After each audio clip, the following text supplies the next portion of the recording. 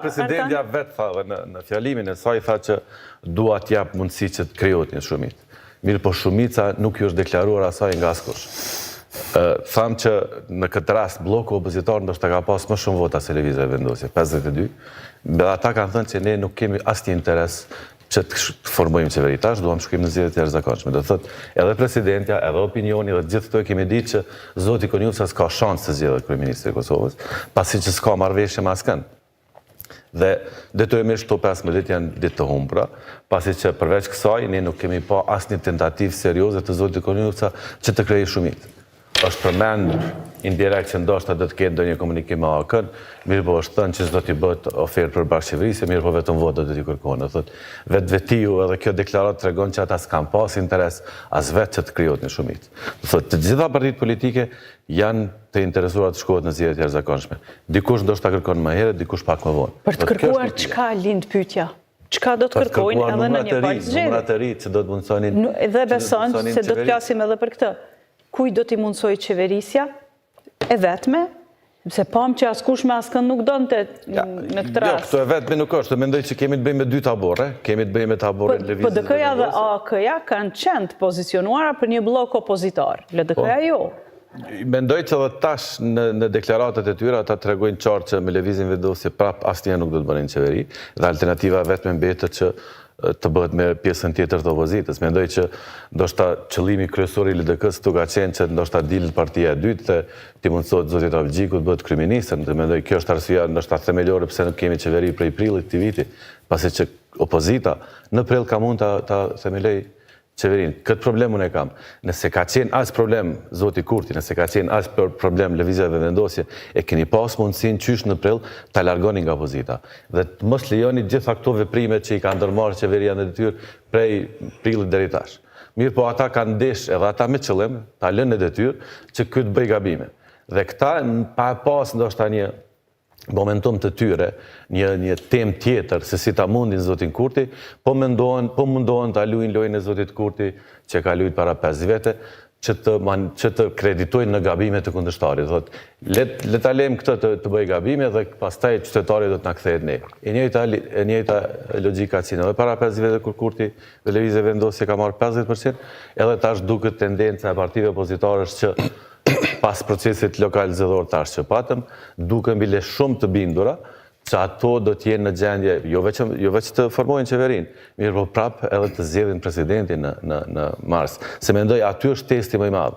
Sikur të ishte çështja vetëm e qeverisë, mbase do të ishte themeluar edhe më herët. Mirë po problemi është si të kalohet testi i 80 deputetëve në kuvend. Dhe unë kam frikë që edhe pas procesit zgjedhor në dhjetor, një gjë e tillë nuk do të ndodhë dhe do të jemi në halle shumë më të mëdha se që jemi tash.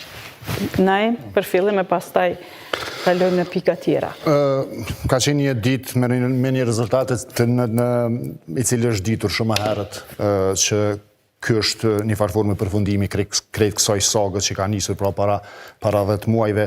Të gjitha partitë politike e kanë pasur që synim pikërisht pra me gjetë një lloj arsyetimi ose një lloj kauze për zgjedhjet e reja. Sot absolutisht ka dështu goma rezerve Albin Kurtit, që është ditë që nga fillimi që nuk do t'i gjej edhe nuk do ta Po përdor një emërues që përdori ai vet në lokalet. Absolutisht sepse kështu ka qenë edhe kështu është ditë edhe rezultati i tij është ditë. Normalisht që sipas bindjes time fajtori kryesor i gjithë kësaj çfarë ka ndodhur ka emrin Albin Kurti për shkak të fuqisë politike që ka, për shkak të votave që ka marrë në zgjedhje, po gjithashtu edhe për shkak të përgjegjësisë që si parti fituese absolutisht me gjetë gjitha format për me jap vendit institucione, për me jap vendit qeveri, për çka edhe ka marrë besimin shumë të madh të qytetarëve me 42%, madje është për herë të parë pra në Republikën e Kosovës që një parti që i ka 48 deputet nuk arrin me kriju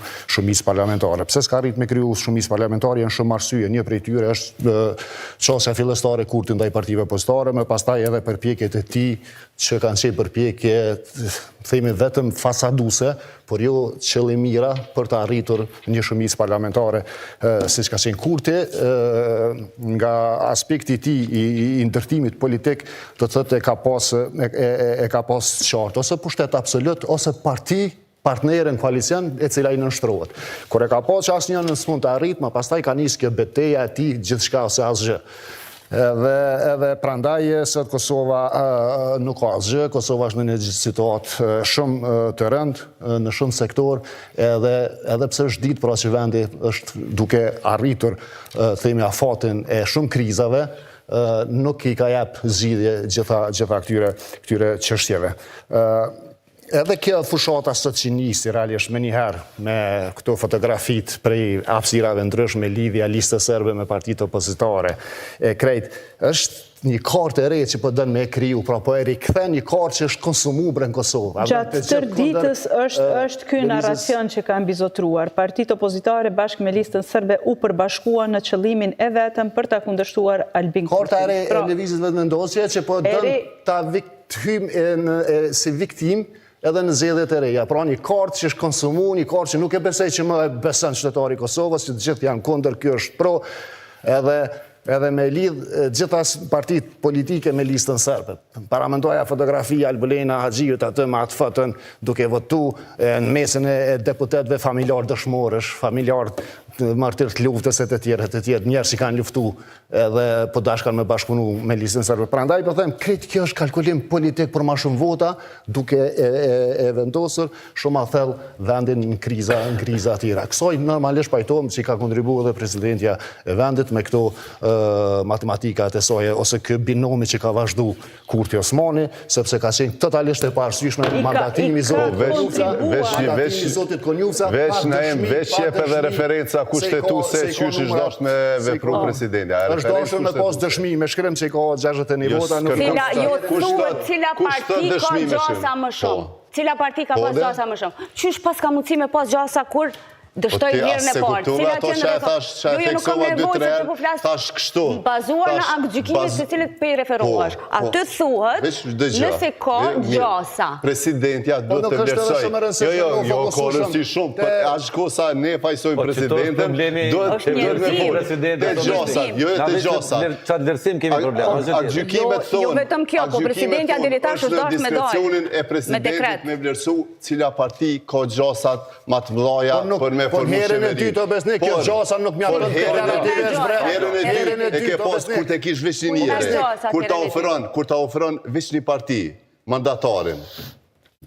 Po cila është dëshmia që ti ki gjasat për me i bo 61 vota? Ka mëj një pytje. Po s'ka dëshmi në shkrim, kush ka thonë që duhet me i shkrim? Jo, sa kërkush, po cila është dëshmia? Kush ka thonë presidentja pas të ndjenës për të ofru mundësin për të me edho mandatarin. Po, kush e ka mundësin për me bo mandatarin e dytë? Po, për me edho mandatarin. Edhe kanë refuzu që da partit me edho mandatarin. Duke qenë që veç një subjekt politik e ka dho mandatarin, ajo ka qenë është tërnguar në kontekst të detyrimit që ja jep kushtetuta për të dhonë. Po se ti nuk e di, mirë, shka hipotetikisht, 62 njerëz në nshkrujnë ty që ka me mbështet filan mandatarin për kryeministër. 3 prej këtyne deputetve tu shku në kuvendi Shkel Kerri. Edhe Kumbeni logjika në shkrimi. Prandaj, kushtetuta nuk i ka thonë ti dosh me morë në shkrime. Kushtetuta i ka thonë ti dosh me vlerësu gjosat. Edhe në rrethonën kër e ki veç një mandatar, rrethonën kër e ki veç një propozim, smetet me vlerësu gjosat. Në ditën e mandatimit, zoti Konjuca, në ditën mandatimit, zoti Konjuca del në konferencë për media dhe thotë unë nuk kam nevojë të me konsultu me asnjë subjekt politik. Mas konferencës shkon te presidentja të cilën e mandaton. Pra do thotë presidentja e din sepse nëse nuk konsultohesh me parti politike, çish kimi marrë 61 vota. Cila është bindja ose dëshmia që është bind presidentja me votu? Sipas kushtetues, jo me mandatorin e dytë. Nuk është e detyruar pa dëshmi, pa dëshmi. Ma gjeni referencën o burra, ju po folni me Është interpretimi se baza ku po merë te është e njëjta. Presidentja me shpallë zgjedhje pa u konsumu radha e dytë